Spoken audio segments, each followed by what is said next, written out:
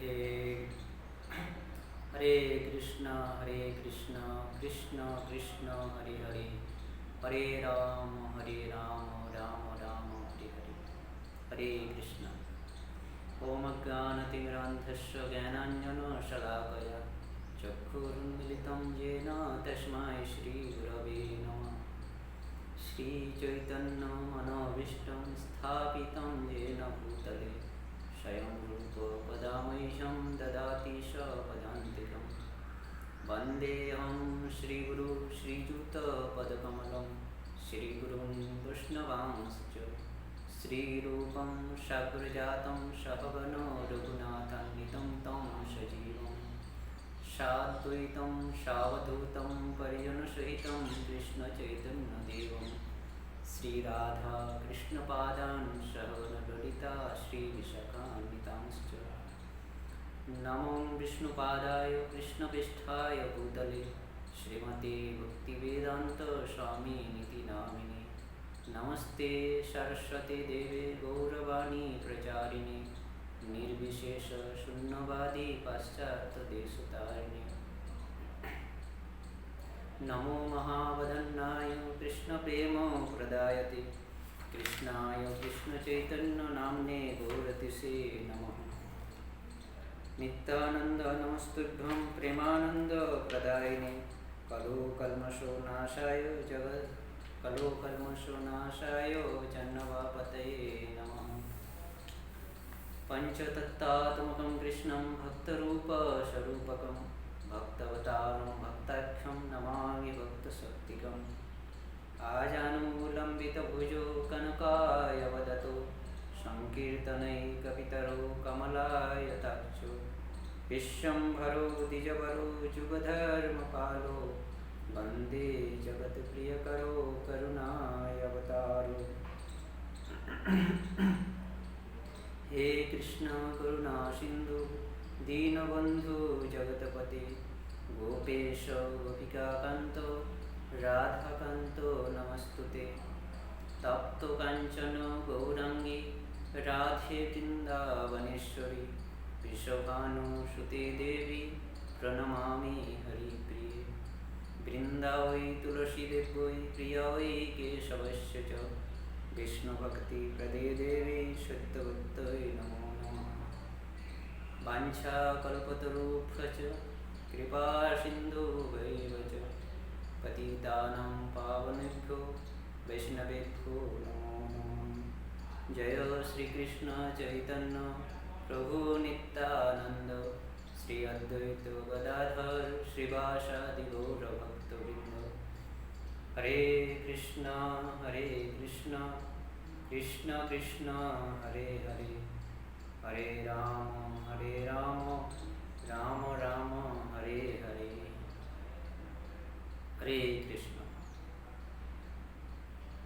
सकल वैष्णव भक्तवृंद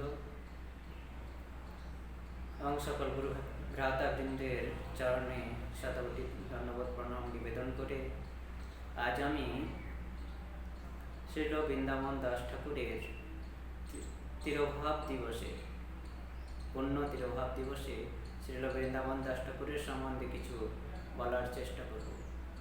তাই যদি ভাষায় কোনো ভুল হয়ে থাকে আপনারা নিজ গুণে ক্ষমা করবেন।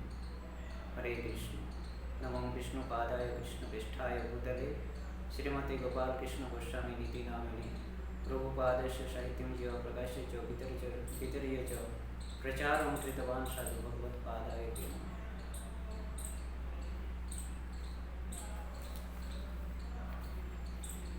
तो आज হচ্ছে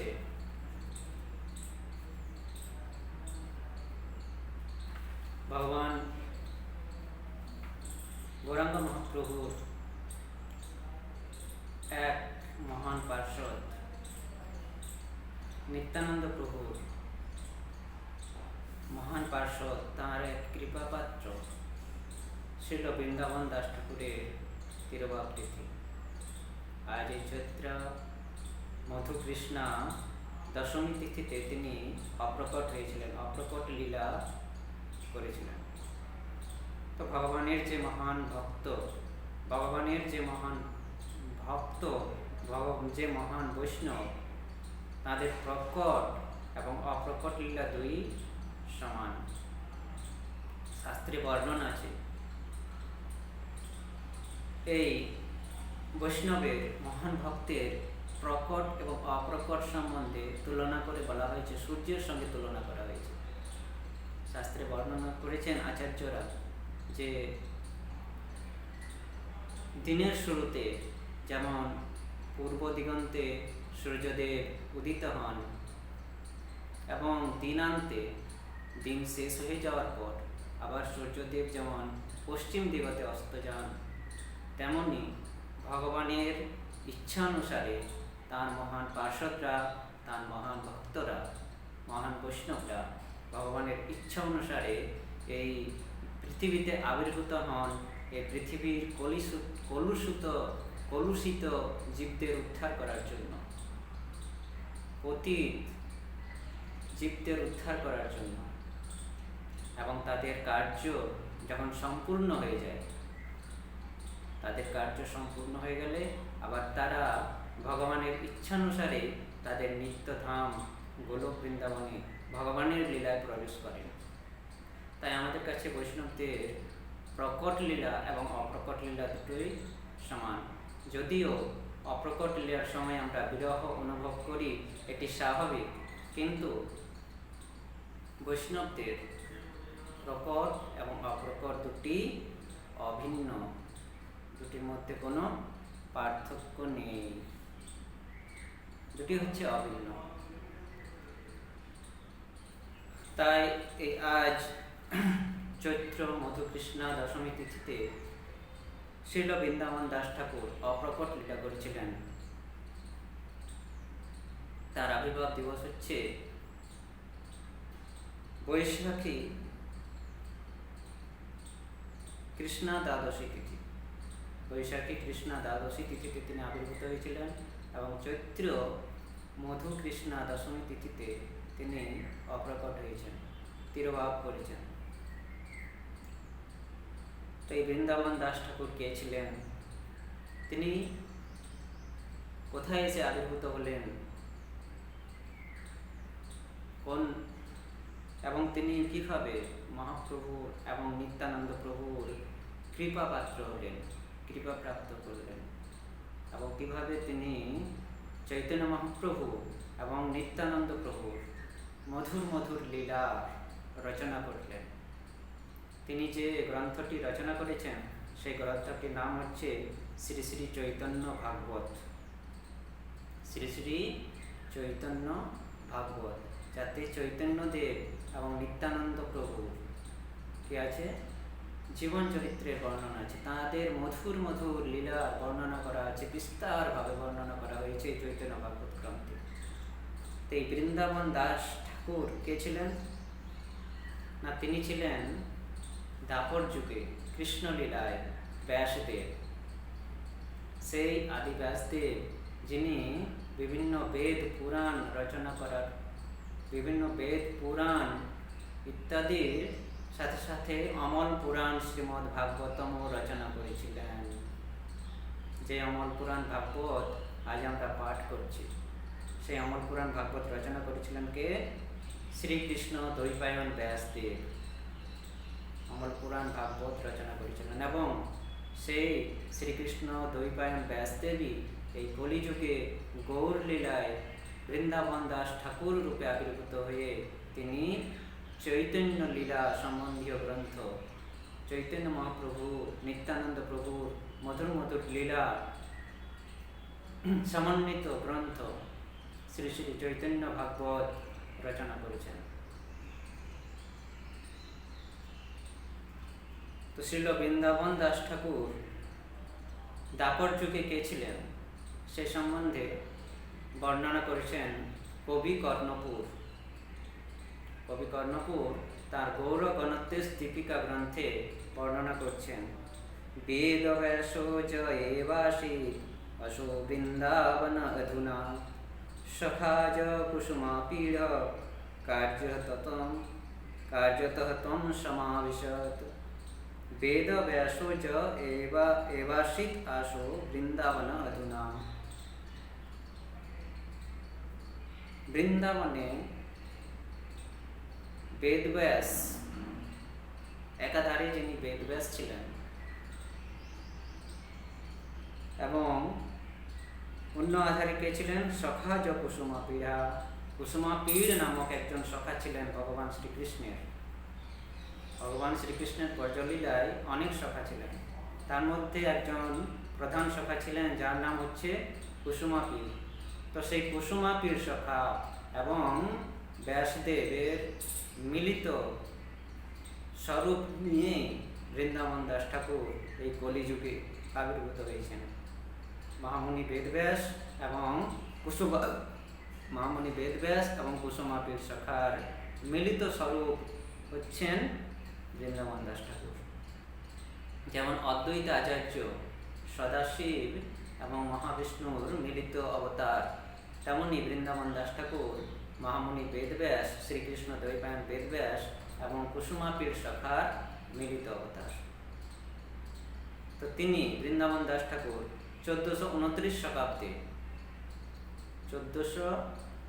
শতাব্দে বৈশাখী কৃষ্ণা দ্বাদশী তিথিতে নবদ্বীপ ধাম অন্তর্গত, বুঝতে পারছেন তো, 1429 শতাব্দ বৈশাখ মাস কৃষ্ণপক্ষ দ্বাদশী তিথি নবদ্বীপ ধাম অন্তর্গত মদদ্রুম দ্বীপের মামগাছি নামক গ্রামে আবির্ভূত হয়েছেন। আপনারা যারা গৌড়মণ্ডলে নিবাস করছেন, গৌড়মণ্ডলবাসী, আপনারা সবাই জানবেন নবদ্বীপের সম্বন্ধে সবারই ধারণা আছে। নবদ্বীপ যে 9টি ধামে সমন্বিত নবদ্বীপ, সেই 9টি ধাম সম্বন্ধে আমাদের বাঙালি গৌড়ীয়দের অচেনা কিছুই নেই, সবাই চেনে। তো সেই 9 দ্বীপের মধ্যে এক দ্বীপ হচ্ছে মদদ্রুম দ্বীপ। মোদ অর্থাৎ আনন্দ, দ্রুম অর্থাৎ বৃক্ষ। সেখানে এমনই একটা বৃক্ষ ছিল বর্তমানে যেটি অদৃশ্য হয়েছে। সেই বৃক্ষ তলে গেলেই কি হয়? জীবদের আনন্দ প্রাপ্তি হয়, আনন্দ প্রাপ্তি হয়। সেই জন্য মোদদ্রুম আনন্দ প্রাপ্তিকারী বৃক্ষ। যদ্যপিও এখন কালপ্রভাবে সেই বৃক্ষটি অদৃশ্য হয়ে গেছে, কিন্তু সেই দ্বীপ এখনো বিরাজমান। সেই দ্বীপে এখনো যদি আমরা সেখানে যাই, ভক্ত সঙ্গে সেখানে যদি গিয়ে দর্শন করি, তাহলে আমরা অত্যন্ত আনন্দ অনুভব করি সেখানে গিয়ে। সেই মদদ্রুম দ্বীপের মামগাছি নামক গ্রামে বৃন্দাবন দাস ঠাকুর আবির্ভূত হয়েছিলেন 1429 শতাব্দের বৈশাখ মাসের কৃষ্ণপক্ষের দ্বাদশী তিথিতে।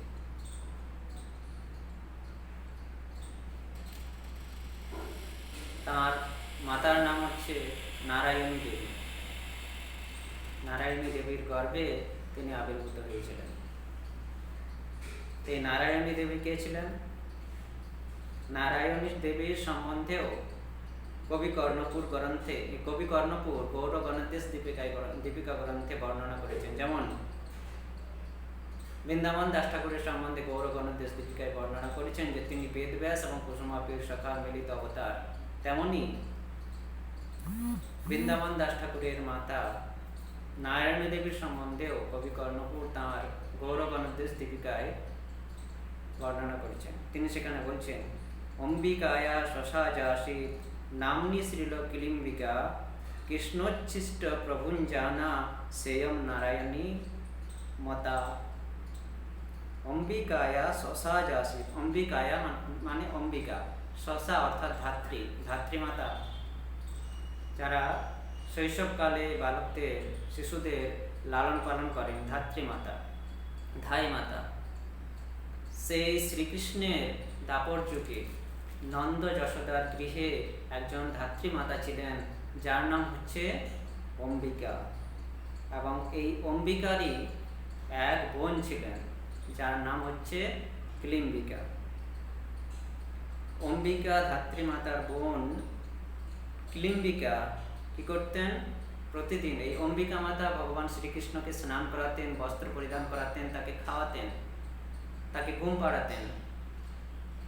এভাবে তার ভগবান শ্রীকৃষ্ণের সেবা করতেন অম্বিকা। এবং অম্বিকার বোন কি করতেন? অম্বিকার বোন কিলিম্বিকা ভগবান শ্রীকৃষ্ণের ভোজনের অবশিষ্ট উচ্ছিষ্ট যেটা থাকত, ভগবান শ্রীকৃষ্ণ ভোজন গ্রহণ করার পর যেটি উচ্ছিষ্ট রেখে দিতেন, সেই উচ্ছিষ্ট, সেই অম্বিকা, সেই মহাপ্রসাদ, ভগবানের মুখ নিঃসৃত ভগবানের ভোজন অবশিষ্ট উচ্ছিষ্ট প্রসাদ তিনি গ্রহণ করতেন। কে? এই অম্বিকা ধাত্রী মাতার বোন কিলিম্বিকা। এবং সেই কিলিম্বিকায় এই কলিযুগে নারায়ণী রূপে অবতীর্ণ হয়েছেন। এবং তিনি নারায়ণী রূপে অবতীর্ণ হয়ে শ্রীবাস ঠাকুরের গৃহে মহাপ্রভুর উচ্ছিষ্ট ভোজন করতেন। দেখুন, কিলিম্বিকা দাপর যুগে ছিলেন কিলিম্বিকা, তখন তিনি কৃষ্ণের উচ্ছিষ্ট ভোজন করেছেন। এবং সেই কৃষ্ণই যখন গৌর রূপে এলেন, তখন সেই কিলিম্বিকায় নারায়ণী রূপে এসে তিনি গৌরাঙ্গ মহাপ্রভুর উচ্ছিষ্ট ভোজন করলেন। এবং সেই নারায়ণী দেবীর গর্ভেই আবির্ভূত হলেন কে? বৃন্দাবন দাস ঠাকুর। তাহলে চিন্তা করুন, এই বৃন্দাবন দাস ঠাকুর এবং নারায়ণী দেবী কোনো সাধারণ ছিলেন না। তারা ভগবান শ্রীকৃষ্ণের নিত্য পার্ষদ।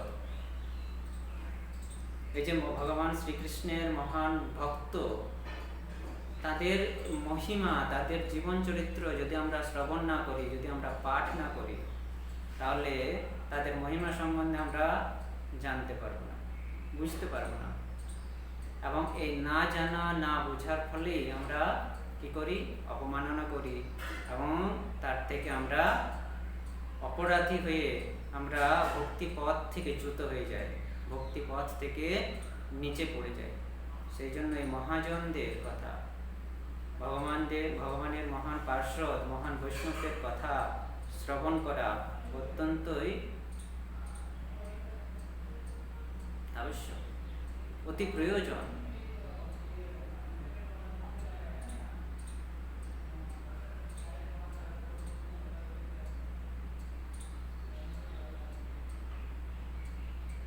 তাই বৃন্দাবন দাস ঠাকুরের আবির্ভাব নিয়ে আরেকটি ছোট্ট কাহিনী আমরা এখন শ্রবণ করব। দাপর যুগেরই একবার ভগবান শ্রীকৃষ্ণ যখন দ্বারকায় ছিলেন, দ্বারকার রাজা হয়ে সেখানে যখন লীলা করছিলেন, তখন নারদ মুনি একদিন দ্বারকায় গিয়েছিলেন ভগবান শ্রীকৃষ্ণকে দেখার জন্য, ভগবান শ্রীকৃষ্ণর সঙ্গে দর্শন করার জন্য। নারায়ণ সেখানে গিয়েছেন অত্যন্ত হর্ষিত হয়ে, কিন্তু তিনি সেখানে গিয়ে দেখছেন ভগবান শ্রীকৃষ্ণ মাথা যন্ত্রণায় ছটফট করছেন। তার অসহ্য মাথায় যন্ত্রণা। নারদ মুনি সেখানে গিয়ে অত্যন্ত দুঃখিত হলেন এবং ভগবান শ্রীকৃষ্ণকে জিজ্ঞাসা করছেন, প্রভু, আপনার এমন দশা কেন? আপনি যিনি সংসারের সকল কষ্টকে দূর করতে পারেন, তো এখন আপনি কষ্ট উপভোগ করছেন, এ আমি কি দেখছি? ভগবান শ্রীকৃষ্ণ বলছেন, হ্যাঁ নারদ, আমি অত্যন্ত শিরপীড়ায় মর্মাহত হয়ে আছি। তখন নারদ মুনি বলছেন, এর ওষুধ?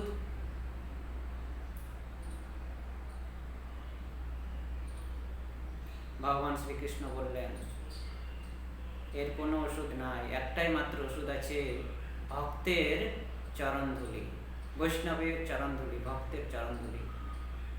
যদি তুমি কোনো ভক্তের চরণধুলি আমার মস্তকে আমাকে এনে দিতে পারো, তাহলে আমি সেই চরণধুলি, সেই ভক্তের চরণধুলি মস্তকে এবং সর্বাঙ্গে লেপন করব এবং সেই চরণধুলির মাধ্যমে আমার এই সরপীড়া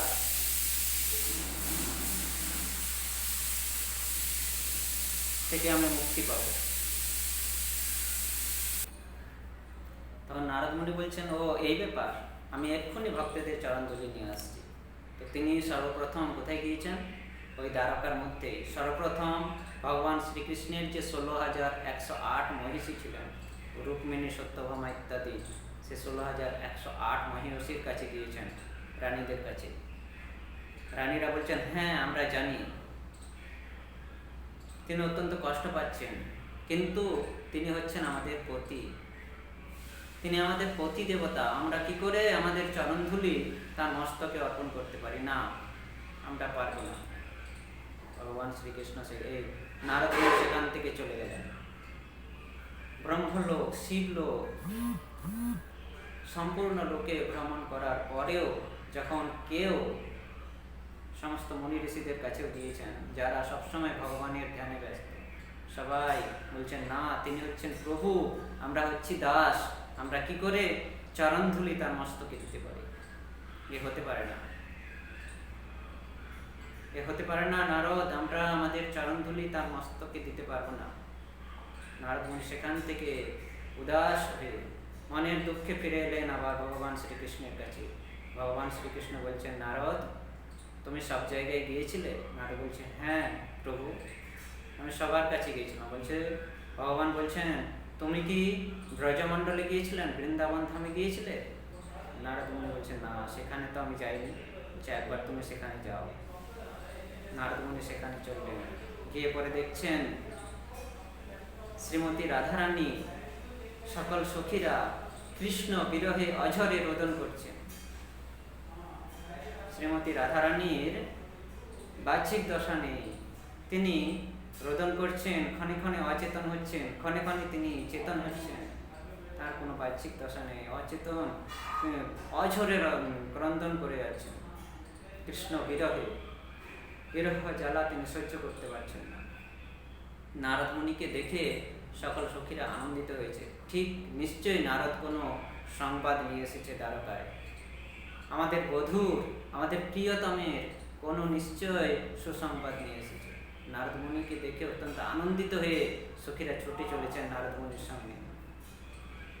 হে দেবর্ষি, আপনি কি জন্য এসেছেন এখানে?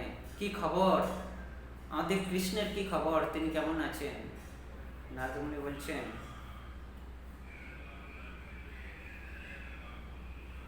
প্রভুর অত্যন্ত মাথা যন্ত্রণা, তিনি সরপীড়ায় যন্ত্রণায় তিনি ছটফট করছেন।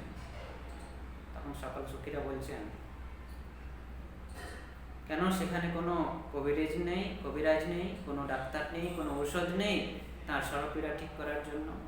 নারদ মুনি বলছে, কোনো ঔষধে তার কাজ হবে না, একমাত্র শুধু ভক্তের চরণধুলি। ভক্তের চরণধুলি যদি দেওয়া হয়, তাকে যদি দেওয়া হয়, সেই চরণধুলি মস্তকে সর্বাঙ্গে লেপন করলে ভগবান প্রভু বলেছেন যে তার এই সরপীড়া থেকে তিনি মুক্তি পাবেন।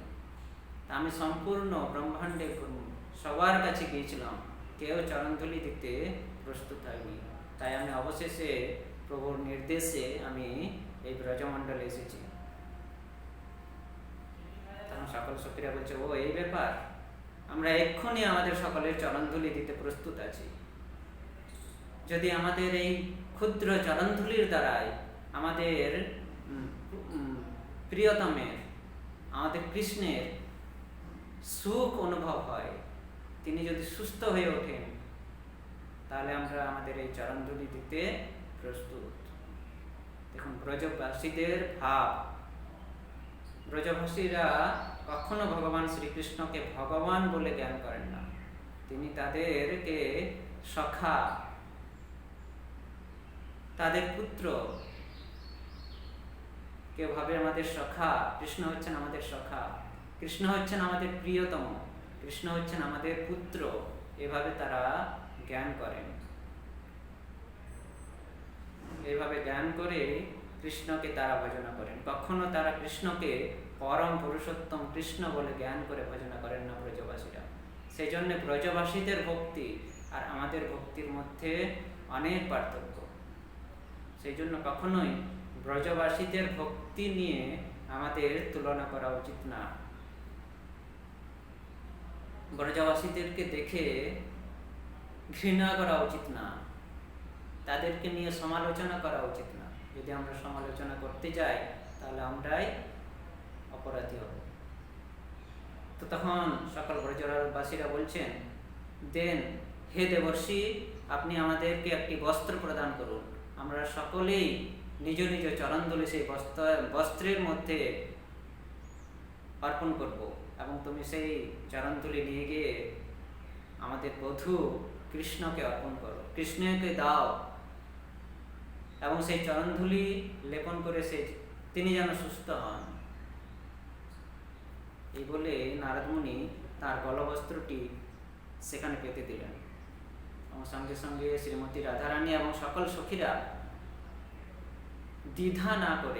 কোনো দ্বিধা না করে তাদের নিজের নিজের চরণধুলি সেই বস্ত্রের মধ্যে অর্পণ করলেন, এবং নারদ মুনি সেটি নিয়ে বক্ষে জড়িয়ে ভগবান শ্রীকৃষ্ণের কাছে নিয়ে আসছেন। এবং যখন চরণধুলি অর্পণ করছিলেন, তারা তো আগে থেকেই কাঁদছিলেন, ক্রন্দন করছিলেন, এবং চরণধুলি অর্পণ করার সময় তারা আরও অঝরে কাঁদছিলেন। এবং তখন যখন কাঁদছিলেন তারা চরণধুলি অর্পণ করার সময়, বর্ণন করেছেন যে সেই সময় যখন রোদন করছিলেন তারা চরণধুলি অর্পণ করার সময়, তখন এত জোরে তারা রোদন করছিলেন, এতই অশ্রু প্রবাহিত হচ্ছিল যে সেখানকার মাটি, সেখানকার ধুলো সিক্ত হয়ে গেছিল, ভিজিয়ে গিয়েছিল, সিক্ত হয়ে পড়েছিল। ব্রজবাসীদের চোখের জলে, অশ্রুধারায়, এই হচ্ছে ব্রজবাসীদের ভাব, ব্রজবাসীদের প্রেম, ব্রজবাসীদের ভক্তি। নারদ মুনি অত্যন্ত আশ্চর্যিত হলেন, চিন্তা করছেন রাস্তায় আস্তে আস্তে এ কিরকম ভক্তি। তিনি চিন্তা করছেন, শাস্ত্রে বর্ণন করা আছে নববিধা ভক্তি, শ্রবণম কীর্তনম বিষ্ণু স্মরণম পাদ সেবনম দাস্যম অর্চনম বন্দনম দাস্যম শিক্ষম আত্মনিবেদনম। শাস্ত্রে 9টি ভক্তির বর্ণনা করা আছে: শ্রবণ, কীর্তন, বিষ্ণু স্মরণ, পাদসেবন, অর্চন, বন্দন, দাস্য, সখ্য এবং আত্মনিবেদন। এই 9 প্রকার ভক্তির বর্ণনা পাওয়া যায়, কিন্তু এই 9 রকম ভক্তির মধ্যে তো কোনো ভক্তির মিল দেখছি না এই ব্রজবাসীর, এই গোপিকাদের ভক্তির মধ্যে। এটি কোন ভক্তি, কিরকম ভক্তি? তিনি চিন্তা করতে করতে দ্বারকায় এসে উপস্থিত হয়েছেন। তখন দ্বারকায় এসে কি দেখছেন? ভগবান শ্রীকৃষ্ণ, যিনি সর্বপীড়ায় যন্ত্রণায় ছটফট করছিলেন, তিনি এখন রাজসভায় বসে আছেন, রাজসিংহাসনে বিরাজমান। তিনি সকলকে উপদেশ দিচ্ছেন, রাজসভায় বসে আছেন। নারদ এসে হতভম্ব, আশ্চর্যচকিত হয়ে গেছেন। আশ্চর্যান্বিত হয়ে ভগবান শ্রীকৃষ্ণকে বলছেন, প্রভু এ কি লীলা? তখন ভগবান শ্রীকৃষ্ণ বলছেন, নারদ, তুমি চরণধুলি নিয়ে এসেছ? হ্যাঁ প্রভু, চরণধুলি তো নিয়ে এসেছি, কিন্তু তুমি সুস্থ হয়ে উঠেছ। চরণধুলি তো এখন আমার কাছে। তুমি বলেছিলে চরণধুলি আমি মস্তকে সর্বাঙ্গে লেপন করলে আমি সুস্থ হব, কিন্তু চরণধুলি লেপন করার আগেই তো তুমি সুস্থ হয়ে গেছো দেখছি। ভগবান শ্রীকৃষ্ণ বলছেন, এটাই হচ্ছে ব্রজবাসীদের ভক্তি। তারা যখন চরণধুলি অর্পণ করার সময় রোদন করছিল, এবং সেই অশ্রুধারা যখন ওই ব্রজের মাটি সঙ্গে মিশ্রিত হয়েছিল, ব্রজের মাটি তাদের অশ্রুর দ্বারা যখন সিক্ত হয়েছিল, তখনই আমি সুস্থ হয়ে উঠেছি নারদ। এই হচ্ছে ব্রজবাসীদের প্রেম, এই হচ্ছে ব্রজবাসীদের ভক্তি। তো তুমি যখন চরণধুলি তাদের নিয়ে এসেছ, আমাকে দাও, আমি সর্বাঙ্গে তার লেপন করব। ভগবান শ্রীকৃষ্ণ সঙ্গে সঙ্গে সেই চরণধুলি, ব্রজবাসীদের চরণধুলি নিজের মস্তকে লেপন করছেন। আমরা সাধারণ ভক্তরা বুঝে উঠতে পারি না এই ভক্তি, তাদের ভাবের সম্বন্ধে। ব্রজবাসীদের ক্ষমতা নেই আমাদের এই জড় দেহ, জড় চিন্তা নিয়ে আমরা অনুভব করতে পারি না, জড় অনুভবের দ্বারা আমরা বুঝতে পারি না ব্রজবাসীদের প্রেম ভক্তি। নারদ মুনি তখন ভগবান শ্রীকৃষ্ণকে তার সেই যে রাস্তায় তার সন্দেহ হয়েছিল কি রকম ভক্তি, ভগবান শ্রীকৃষ্ণকে জিজ্ঞাসা করছেন।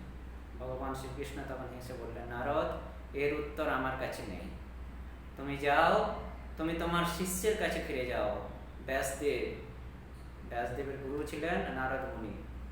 শ্রীকৃষ্ণ দ্বৈপায়ন ব্যাসদেবের গুরু নারদ মুনি। তুমি তোমার শিষ্যের কাছে যাও, ব্যাসদেবের কাছে, তিনি তোমার উত্তর, এই প্রশ্নের উত্তর তিনি দেবেন। ভগবান নারদ মুনিকে বললেন। নারদ মুনি সঙ্গে সঙ্গে সেখান থেকে বিদায় নিয়ে দ্বারকায়া থেকে কোথায় গেলেন? তাঁর শিষ্য ব্যাসদেবের কাছে। এসে দেখছেন ব্যাসদেব ধ্যানে মগ্ন। তিনি ব্যাসদেবকে সেখানে গিয়ে নারায়ণ নাম উচ্চারণ করাতে ব্যাসদেব বুঝতে পারলেন যে গুরুদেব এসেছেন, তিনি তাড়াতাড়ি তাকে বসার জন্য আসন দিয়েছেন, পাদ প্রক্ষালন করেছেন ব্যাসদেব, গুরুদেব এসেছেন। যথাসাধ্য সম্মান করে তাকে বসার আসন দিয়েছেন। নারদ মুনি সেই আসনে উপবেশন করে ব্যাসদেবকে উপবেশন করতে বললেন এবং জিজ্ঞাসা করছেন নারদ মুনি, হে ব্যাসদেব, আমার মনে একটা সন্দেহ আছে, একটা প্রশ্ন আছে, তুমি কি সেই সন্দেহ দূর করতে পারবে? ব্যাসদেব বলছে, প্রভু, আপনি হচ্ছেন গুরু, আমি শিষ্য হয়ে, বলুন আপনার মনে এমন কি সন্দেহ? যদি আপনার কৃপা থাকে তবে নিশ্চয় আপনার এই অকিঞ্চন, এই অধম শিষ্য, সে আপনার সন্দেহ দূর করতে পারে। নারদ মুনি সম্পূর্ণ ঘটনা বললেন ভগবান শ্রীকৃষ্ণের ব্রজবাসীদের ভাবের কথা। তখন ব্যাসদেব হাত জোর করে বলছে, গুরুদেব, ব্রজবাসীদের এই যে ভক্তি, এই ভক্তিটার নাম হচ্ছে প্রেম ভক্তি।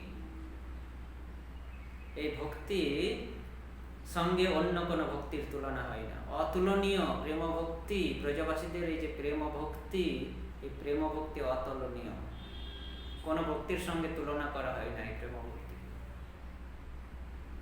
নারদ মুনি অত্যন্ত খুশি হলেন এবং সেই সময়ই নারদ মুনি তো ত্রিকালদর্শী ছিলেন, তবুও ভগবানের ইচ্ছায় তারা এইভাবে লীলা করছেন। ত্রিকালদর্শী নারদ মুনির সঙ্গে সঙ্গে সেখানে ব্যাসদেবের কথা শুনে অত্যন্ত আনন্দিত হয়েছিলেন এবং সেইখানে বসেই, ব্যাসের আশ্রমে বসেই তিনি কি করলেন, আকাশ এক ভবিষ্যৎবাণী করলেন। ব্যাসদেবকে বলছেন নারদ মুনি যে আমরা দুইজন, তুমি ব্যাসদেব, অর্থাৎ তুমি এবং আমি, ব্যাসদেব এবং নারদ। নারদ মুনি বলছেন ব্যাসদেবকে, তুমি এবং আমি এখন গুরু শিষ্য রূপে এই দ্বাপর যুগে কৃষ্ণলীলায় গুরু শিষ্য রূপে অবতীর্ণ হয়েছি এবং ভগবান শ্রীকৃষ্ণ যখন গৌর রূপে আগত কলিযুগে, যখন তিনি গৌরাঙ্গ মহাপ্রভু রূপে গৌর রূপে নবদ্বীপে লীলা করবেন, তখন আমরা দুইজন, অর্থাৎ নারদ মুনি এবং ব্যাসদেব কি ভবিষ্যৎবাণী করছেন, তখন আমরা দুইজন কলিযুগে গৌর লীলায় আমরা দুজন দাদু নাতি রূপে আবির্ভূত হয়ে তার লীলায় অংশগ্রহণ করব। তুমি হবে নাতি, ব্যাসদেবকে বলছেন নারদ মুনি, তুমি হবে নাতি এবং আমি হব দাদু। তো এই নারদ মুনি কলিযুগে কে এলেন? শ্রীবাস পণ্ডিত রূপে। আর ওই ব্যাসদেব তিনি এলেন বৃন্দাবন দাস ঠাকুর রূপে। তো এবারে বৃন্দাবন দাস ঠাকুর শ্রীবাস পণ্ডিতের কিভাবে নাতি হলেন? তবে নিশ্চয়ই বৃন্দাবন দাস ঠাকুরের যিনি মাতা ছিলেন নারায়ণী দেবী, নারায়ণী দেবী শ্রীবাস ঠাকুরের কন্যা সম্বন্ধ হওয়া উচিত, তবে তো বৃন্দাবন দাস ঠাকুর নাতি হবে। তো শ্রীবাস পণ্ডিতরা ছিলেন 5 ভাই, শ্রী নলিন পণ্ডিত, শ্রী শ্রীবাস পণ্ডিত, শ্রী রাম পণ্ডিত, শ্রীপতি আর শ্রীনিধি। নলিন, শ্রীবাস, শ্রীরাম, শ্রীপতি, শ্রীনিধি, এই 5 ভাই ছিলেন। 5 ভাইয়ের মধ্যে 4 ভাই, শ্রীবাস, শ্রীরাম, শ্রীপতি এবং শ্রীনিধি। এদের জন্ম, এই 5 ভাইয়েরই জন্ম হয়েছিল সিলেট জেলায়, বাংলাদেশের সিলেট জেলায়। কিন্তু পরবর্তীতে তারা এই 4 ভাই শ্রীবাস, শ্রীরাম, শ্রীপতি, শ্রীনিধি ইচ্ছা করলেন গঙ্গার তটবর্তী স্থানে বসবাস করার জন্য। সেই জন্য তারা বাংলাদেশ ত্যাগ করে, পূর্ব বাংলা ত্যাগ করে তারা এই পশ্চিম বাংলায় নবদ্বীপে গঙ্গা নদীর তীরে এসে অবস্থান করতে লাগলেন। কিন্তু নলিন পণ্ডিত সেখানেই থেকে যান এবং নলিন পণ্ডিতেরই কন্যা হচ্ছেন এই নারায়ণী দেবী। নারায়ণী দেবী যখন 4 বৎসর বয়স, তখন তার পিতা নলিন পণ্ডিত দেহ রাখেন। নলিন পণ্ডিত দেহ রাখার পর সেই ছোট্ট শিশু কন্যাকে শ্রীবাস পণ্ডিত তার বাড়িতে নিয়ে এলেন নবদ্বীপে এবং এই নারায়ণী দেবী তার কাছে লালিত পালিত হয়েছিলেন শ্রীবাস পণ্ডিত এবং তার স্ত্রী মালিনী দেবীর কাছে। মালিনী দেবী তাকে তার নিজ কন্যা রূপে লালিত পালিত করতেন, লালন পালন করতেন। এভাবে নারায়ণী দেবীর বয়স যখন 4 বৎসর, তখন সর্বভূত অন্তর্যামী শ্রী গৌরাঙ্গ মহাপ্রভু শ্রীবাস অঙ্গনে কীর্তন করছিলেন।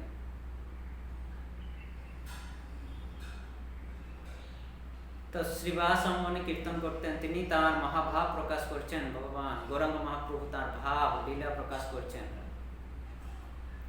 তো শ্রীবাস পণ্ডিত একবার ভয়ভীত হয়ে, পাষণ্ড ব্রাহ্মণদের ভয়ে ভীত হয়ে, তারা ভয় দেখিয়েছিলেন যে মুসলমান রাজা কতকগুলি নৌকা পাঠিয়েছেন, এই বৈষ্ণব ব্রাহ্মণদের ধরে নিয়ে যাবে, নৌকায় চাপিয়ে বেঁধে নৌকায় চাপিয়ে তারা তার রাজমহলে নিয়ে যাবে।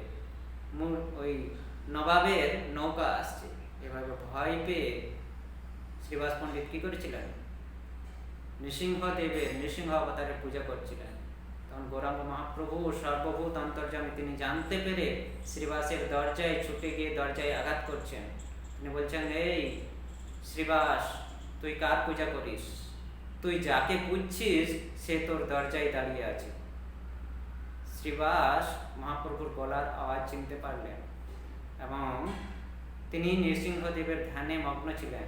গলার আওয়াজ পেয়ে, মহাপ্রভুর গলার আওয়াজ পেয়ে তার ধ্যান ভঙ্গ হয়ে যায় এবং তিনি যখন চোখ খুলে দেখেন, তখন তিনি শুনেছিলেন যে দরজায় তিনি আঘাত করছেন, কিন্তু যখন চোখ খুললেন তিনি দেখছেন নৃসিংহদেবের সিংহাসনের উপরে মহাপ্রভু বসে আছেন। তিনি আশ্চর্যান্বিত হয়ে গেলেন। তখন মহাপ্রভু তাকে তাঁর স্বরূপ দেখালেন, নৃসিংহ অবতার। সেখানে এই নৃসিংহদেবের স্বরূপ তিনি দর্শন করালেন শ্রীবাস পণ্ডিতকে। তখন শ্রীবাস পণ্ডিত বুঝতে পারলেন যে মহাপ্রভু এই নিমাই, শচীপুত্র নিমাই, জগন্নাথ মিশ্র এবং শচী দেবীর পুত্র নিমাই অন্য কেউ না, ইনি স্বয়ং ভগবান শ্রীকৃষ্ণের অবতার, স্বয়ং নৃসিংহদেব। প্রণাম করলেন এবং তখন মহাপ্রভু বলছেন, তুমি কেন ভয় পাচ্ছ? আমি তো রয়েছি, তোমরা কেন এত ভয় পাচ্ছ? যদি রাজা নৌকা পাঠায় তো সেই নৌকায় আগে আমি আরোহণ করব, সেই নৌকায় গিয়ে আমি আগে উঠে বসবো এবং সেই রাজার দরবারে গিয়ে, সেই রাজমহলে গিয়ে, রাজমহলে যত তার সৈন্য সামন্ত যা আছে, হাতি ঘোড়া যা কিছু আছে, সেখানে যত রকম পশু আছে সেই রাজার কাছে, তার সকল সেনা সামন্ত সকলকে আমি কৃষ্ণ নামে মত্ত করব। এভাবে বলছেন, সবাইকে আমি কৃষ্ণ কৃষ্ণ বলে কাঁদাবো। তোমরা কেন এত ভয় পাচ্ছ? আমি আগে নৌকায় উঠে গিয়ে সেই রাজার কাছে গিয়ে রাজার সবাইকে, এমনকি হাতি ঘোড়া যা কিছু যত কিছু আছে সবাইকে কৃষ্ণ নাম দিয়ে, কৃষ্ণ নামে ক্রন্দন করাবো। যদি শ্রীবাস তোমার বিশ্বাস না হয় তবে দেখো, তোমাকে এক্ষুনি দেখাচ্ছি, প্রমাণ করে দেখাচ্ছি তোমাকে। তখন তিনি কি করলেন? মহাপ্রভু সেই 4 বৎসরের কন্যা নারায়ণী শ্রীবাস অঙ্গনে খেলা করছিলেন। মহাপ্রভুর নারায়ণীকে নির্দেশ করছেন, নারায়ণী কৃষ্ণ বলে কাঁদ। এখানে বর্ণন করেছেন চৈতন্য ভাগবতে মধ্যলীলায়, বৃন্দাবন দাস ঠাকুর নিজেই বর্ণনা করছেন। সর্বভূতি অন্তর্যামী শ্রী গৌরাঙ্গ চাঁদ, আজ্ঞা কইল নারায়ণী কৃষ্ণ বলি কাঁদ। আজ্ঞা করছেন, নারায়ণী কৃষ্ণ বলে কাঁদ। 4 বৎসরের সেই উন্মত্ত চরিত, হা কৃষ্ণ বলিয়া কাঁদে নাহিক সম্বিত। 4 বৎসরের উন্মত্ত চরিত, 4 বৎসরের শিশু, 4 বৎসরের শিশুরা কি তাদের চরিত্র, তাদের স্বভাব কেমন থাকে? উন্মত্ত থাকে, ছোটাছুটি, দৌড়াদৌড়ি, এই তখনই এই করছে, তখনই সেই করছে, হ্যাঁ, উন্মত্ত স্বভাব, উন্মত্ত চরিত্র। তো যেই আজ্ঞা করলেন নারায়ণী কৃষ্ণ বলে কাঁদ, তেমনি নারায়ণীর সঙ্গে সঙ্গে ক্রন্দন করতে লাগলেন হা কৃষ্ণ বলে। এবং এতই তিনি ক্রন্দন করছিলেন, নাহিক সম্বিত, তিনি তার আর সম্বিত হচ্ছে না কান্না, তিনি ধৈর্য ধরুন, তিনি অঝরে কেঁদে যাচ্ছেন নারায়ণী দেবী। অঙ্গ বহি পড়ে ধারা পৃথিবীর তলে, পরিপূর্ণ হইল স্থল নয়নের জলে। অঙ্গ বহি পড়ে ধারা পৃথিবীর জলে, অঙ্গ অর্থাৎ অঙ্গ বহি পড়ে ধারা, অশ্রুধারা তার সর্বাঙ্গ বয়ে পৃথিবীর তলে পড়ছে, পৃথিবী অর্থাৎ মাটির মধ্যে পড়ছে। এবং কি হচ্ছে? পরিপূর্ণ হইল স্থল নয়নের জলে, এবং সেই স্থানটি নয়নের জলে পরিপূর্ণ হয়ে গেল। এই হচ্ছে কৃষ্ণ প্রেম, ভগবানের কৃপার প্রেম, কৃপা শক্তি, এতই কৃপা শক্তি। যার উপর তিনি কৃপা করেন তার প্রেম ভক্তি লাভ হয়। তো সেই নারায়ণী দেবীর গর্ভে এই বৃন্দাবন দাস ঠাকুর অবতীর্ণ হয়েছিলেন। অবশেষে নারায়ণী যখন বড় হন, নারায়ণীর বিবাহ হয়েছিল।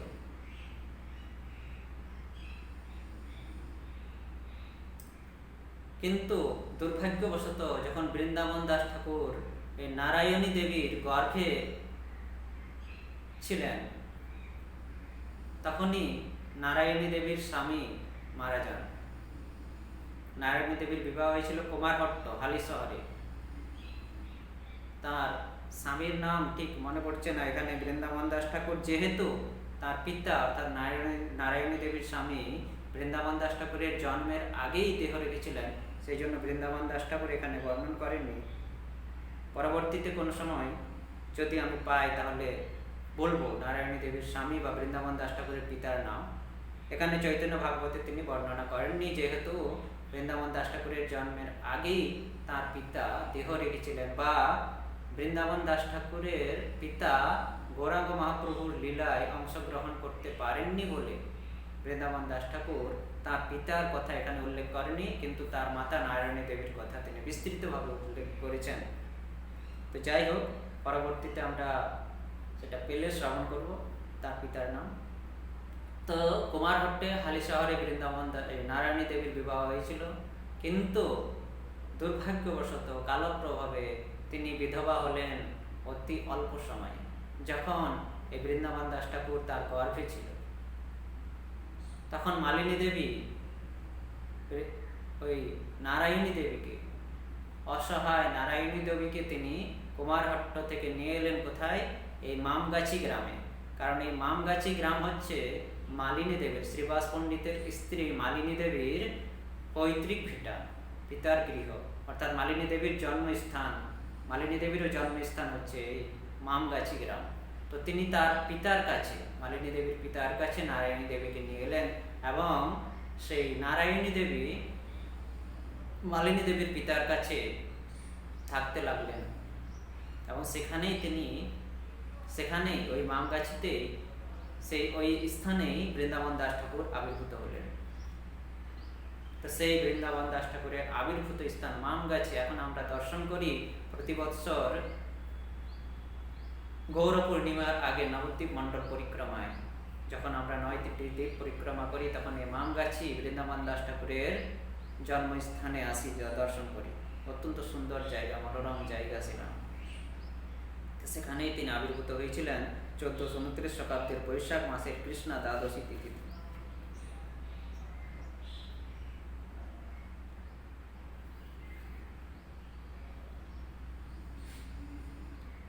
তারপর তিনি সেখানে আবির্ভূত হন, এবং পরবর্তীতে তিনি নিত্যানন্দের মহাপ্রভুর কৃপা প্রাপ্ত হন, এবং নিত্যানন্দ প্রভু মহাপ্রভুর কৃপা প্রাপ্ত হয়ে, বিশেষ করে নিত্যানন্দ তাকে শিষ্যত্বে বরণ করেছিলেন। বৃন্দাবন দাস ঠাকুর নিত্যানন্দের কাছ থেকে দীক্ষা গ্রহণ করেছিলেন, এবং দীক্ষা নিয়ে তিনি নিত্যানন্দের নির্দেশ অনুসারে দেনুরে গিয়ে, নিত্যানন্দের কথা মতো, নিত্যানন্দের আদেশ অনুসারে তিনি দেনুর গ্রামে গিয়ে তিনি সেখানে তার শ্রীপাঠ নির্মাণ করে, সেখানে থেকেই তিনি এই চৈতন্য ভাগবত সুন্দর গ্রন্থখানি রচনা করেন।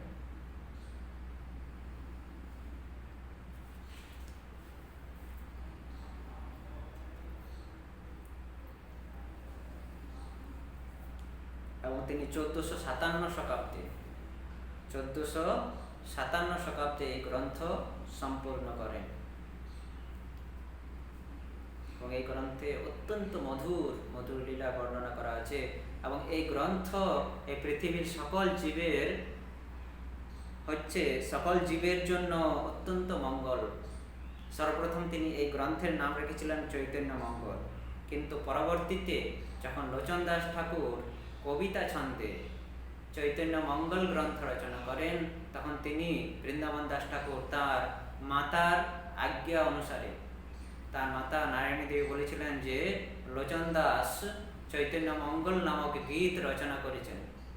তখন এই কথা শ্রবণ করে তিনি বৃন্দাবন দাস ঠাকুর সঙ্গে সঙ্গে তার এই চৈতন্য মঙ্গল গ্রন্থের নাম চৈতন্য ভাগবত পরিবর্তন করেন, এবং তখন থেকে এই চৈতন্য ভাগবত নামে এই গ্রন্থ, এখন আমাদের কাছে এই গ্রন্থ চৈতন্য ভাগবত রূপে বিরাজমান। তো চৈতন্য চরিতামৃত গ্রন্থ, চৈতন্য চরিতামৃত গ্রন্থের রচয়িতা কৃষ্ণদাস কবিরাজ গোস্বামী, তিনি বৃন্দাবন দাস ঠাকুরের সম্বন্ধে বলছেন, বৃন্দাবন দাস নারায়ণীর নন্দন, চৈতন্য মঙ্গল যেহ করিল রচন। বৃন্দাবন দাস ঠাকুর হচ্ছে নারায়ণীর নন্দন, যিনি চৈতন্য মঙ্গল নামক গ্রন্থ রচনা করেছেন। ভাগবতে কৃষ্ণলীলা বর্ণিলা বেদব্যাস, চৈতন্য লীলাতে ব্যাস বৃন্দাবন দাস। কৃষ্ণলীলায় ভাগবত রচনা করেছিলেন কে? বেদব্যাস। এবং এই চৈতন্য লীলায় ব্যাস হচ্ছেন বৃন্দাবন দাস ঠাকুর, যিনি চৈতন্য মঙ্গল নামক গ্রন্থ রচনা করেন। কৃষ্ণদাস কবিরাজ গোস্বামী বলছেন। আবারও বলছেন কৃষ্ণদাস কবিরাজ, ওইছে গ্রন্থ করি তেহ তারিলা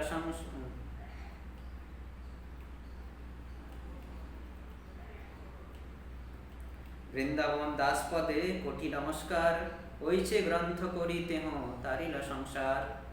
কৃষ্ণদাস কবিরাজ গোস্বামী, যিনি চৈতন্য চরিতামৃতের লেখক, চৈতন্য চরিতামৃত গ্রন্থ যিনি রচনা করেছেন, তিনি কি বলছেন? বৃন্দাবন দাস পদে কোটি নমস্কার। ওই বৃন্দাবন দাসের পদে অর্থাৎ চরণে আমি কোটি কোটি নমস্কার করি, আমার কোটি কোটি নমস্কার। ওইছে গ্রন্থ করি তেহ তারিলা সংসার। তিনি এমনই একটি গ্রন্থ রচনা করেছেন যার দ্বারাতে সম্পূর্ণ সংসারকে, সম্পূর্ণ সংসার তারণ হতে পারে, সম্পূর্ণ সংসারকে তিনি উদ্ধার করতে পারেন ওই গ্রন্থের মাধ্যমে। দেখুন চৈতন্য চরিতামৃত, সেখানেও চৈতন্য মহাপ্রভুর লীলা তিনি বর্ণনা করেছেন, কিন্তু এখানে বৈষ্ণবতা।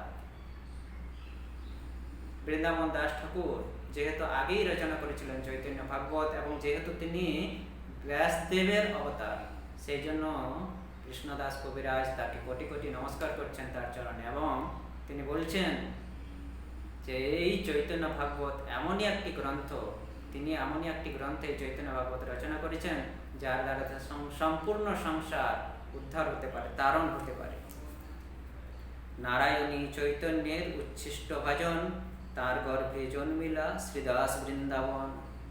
নারায়ণী চৈতন্যের উচ্ছিষ্ট ভজন, ওই নারায়ণী অর্থাৎ বৃন্দাবন দাস ঠাকুরের মাতা নারায়ণী দেবী চৈতন্যের উচ্ছিষ্ট ভজন, চৈতন্য দেবের উচ্ছিষ্ট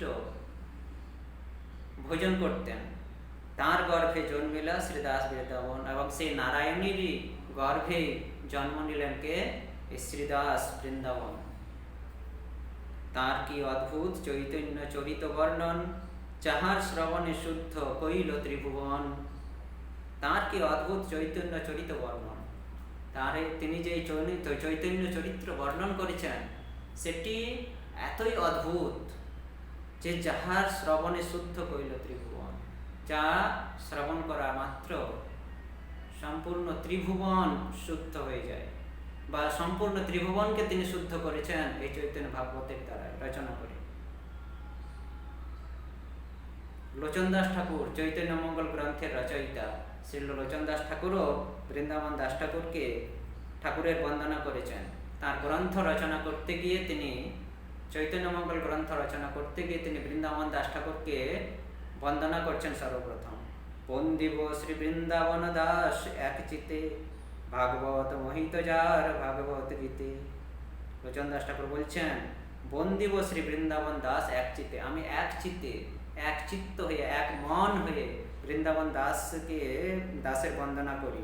ভাগবত মোহিত যার ভাগবত গীতে। ভাগবত অর্থাৎ ভক্তরা মোহিত হয়েছে যার ভাগবত গীত শুনে, যার ভাগবতের গীত শুনে, ভাগবত অর্থাৎ এই চৈতন্য ভাগবতের গীত শুনে ভাগবতরা অর্থাৎ ভক্তরা মোহিত হয়েছে।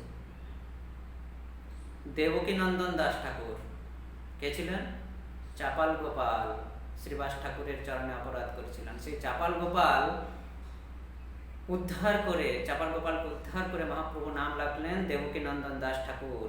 এবং সেই দেবকীনন্দন দাস ঠাকুর যখন বৈষ্ণব বন্দনা করছেন, তখন এই বৃন্দাবন দাস ঠাকুরেরও বন্দনা করেছেন। কিভাবে? নারায়ণী সুতবন্দ বৃন্দাবন দাস, যাহার কবিত্ব গীত জগতে প্রকাশ। নারায়ণী সুত বন্ধ বৃন্দাবন দাস, নারায়ণী সুত, নারায়ণী দেবীর পুত্র বৃন্দাবন দাসের বন্দনা করি। যাহার কবিত্ব গীত জগতে প্রকাশ, যাহার অর্থাৎ যার কবিত্ব গীত, যার কবিতারূপী গীত জগতে প্রকাশ, সম্পূর্ণ জগতে প্রকাশমান।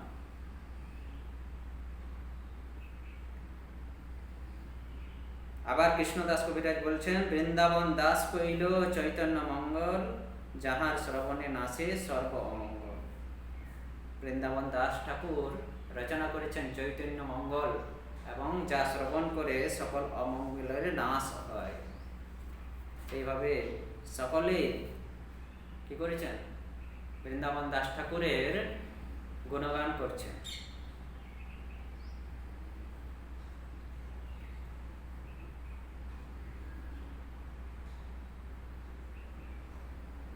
ওরে মূঢ় লোক শুন চৈতন্য মঙ্গল, চৈতন্য মহিমা যাতে জানিবে সকল।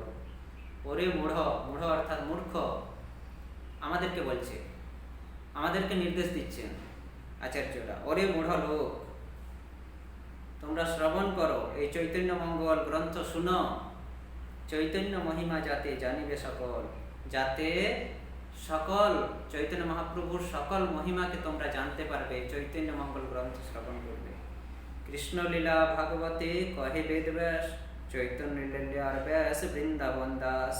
কৃষ্ণলীলায় বেদব্যাস ভাগবত বর্ণনা করেছেন, ভাগবত বলেছেন কৃষ্ণলীলায় বেদব্যাস, এবং এই চৈতন্য লীলায় বৃন্দাবন দাস ঠাকুর ব্যাস রূপে এসে, চৈতন্য লীলায় ওই ব্যাসদেবী বৃন্দাবন দাস ঠাকুর রূপে এসে চৈতন্য মঙ্গল, চৈতন্য ভাগবত গ্রন্থ রচনা করেছেন।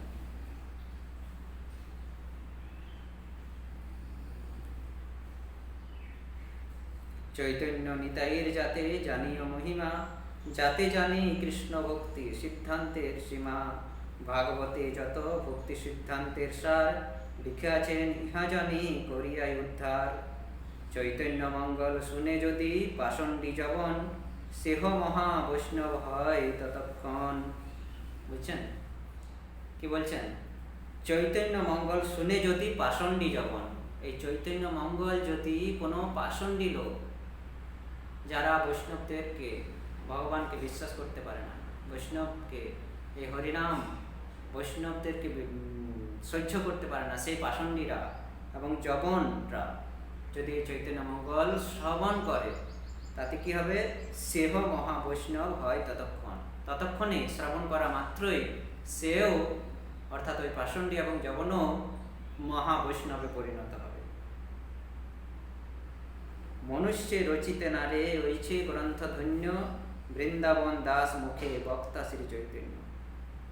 কোনো সাধারণ মানুষ, মনুষ্য রচিতে নারে, কোনো সাধারণ মানুষ এইরকম এক গ্রন্থ, ধন্য এক গ্রন্থ রচনা যে বৃন্দাবন দাস ঠাকুর করেছেন, কোনো সাধারণ মানুষ এরকম একটি গ্রন্থ রচনা করতে পারেন না। বৃন্দাবন দাস মুখে বক্তা শ্রী চৈতন্য। বৃন্দাবন দাস ঠাকুরের মুখে স্বয়ং চৈতন্য মহাপ্রভু বক্তা রূপে এসে এই চৈতন্য কথা, চৈতন্য সার তিনি বর্ণনা করিয়েছেন বৃন্দাবন দাস ঠাকুরের মাধ্যমে। তিনি হচ্ছেন বৃন্দাবন দাস ঠাকুর, যিনি নবদ্বীপ ধামের মামগাছি গ্রামে, মদদ্রুম দ্বীপের মামগাছি গ্রামে আবির্ভূত হয়েছিলেন। তো আজ আমরা এই চৈতন্য ভাগবতের রচয়িতা বৃন্দাবন দাস ঠাকুরের কথা এখানে আমরা এখন সম্পূর্ণ করছি। পরবর্তীতে আমরা দেনুরে তিনি কিভাবে গেলেন, কিভাবে এসে দেনুরে তাঁর শ্রীপাঠ নির্মাণ করলেন এবং নিত্যানন্দ কিভাবে তাকে আজ্ঞা প্রদান করলেন সেখানে থেকেই চৈতন্য ভাগবত গ্রন্থ রচনা করার জন্য, এবং তিনি কিভাবে তার গুরুদেবের কথা শিরোধার্য করে সেখানেই থেকে, ওই দেনুরেই থেকে চৈতন্য ভাগবত গ্রন্থ রচনা করেছিলেন, সেটি আমরা পরবর্তীতে শ্রবণ করব। এখন আমরা এখানে বিশ্রাম দিচ্ছি। হরে কৃষ্ণ। নমো বিষ্ণুপাদায় কৃষ্ণপৃষ্ঠায় ভূতলে শ্রীমতে ভক্তিবেদান্ত स्वामिनीति नामिने नमस्ते सरस्वती देवी गौरवाणी प्रचारिणे निर्विशेष शून्यवादी पाश्चात्यदेशतारिणे वंशाकल्पतरुभ्यश्च कृपा सिन्धुभैव च पतितानां पावनेभ्यो वैष्णवेभ्यो नमो नमः। हरे कृष्ण कृष्ण कृष्ण हरे हरे, हरे राम राम राम हरे हरे कृष्ण। जय श्री वृंदावन दास ठाकुर की जय, जय श्री श्री गौर निताय की जय, श्री प्रभुपाद की जय, निताय गौर सीतानाथ प्रेमानंदे हरि हरि बोल।